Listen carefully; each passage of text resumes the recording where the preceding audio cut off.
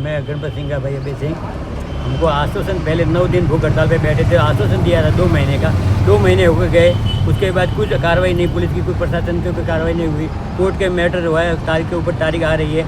अभी हमने 16 तारीख को वहाँ से वापस भूख हड़ताल के लिए बैठने का आ रहे थे, उसमें भी हमको आश्वासन ने बोला 26 तारीख की पेशी है, 26 तारीख के बाद में जो भी है डिसीजन लेना। तो हमने आज 27 तारीख को भूख हड़ताल पर वापस मेरी मम्मी हवा कुंवर और गणपत सिंह की धर्मपत्नी भारती कंवर भूख हड़ताल पर बैठे आज से।